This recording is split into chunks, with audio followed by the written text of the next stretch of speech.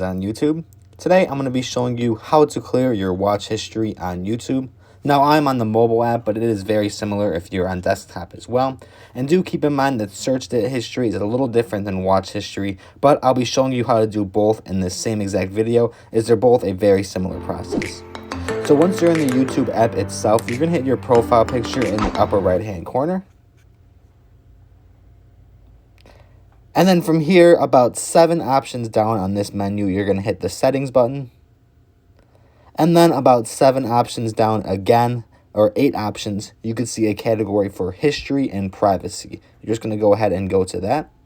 And then in the top 2 buttons there, you could see the clear watch history and the clear search history. We're going to be doing the clear watch history, but if you want to clear the search history as well, you could do that in the same exact screen. It's just going to give you a little blurb on what it does, but it also basically resets the algorithm for you. So it'll be kind of like you're on a brand new YouTube account as a whole. And when you go to your home screen to refresh, it's going to come up with a completely different feed.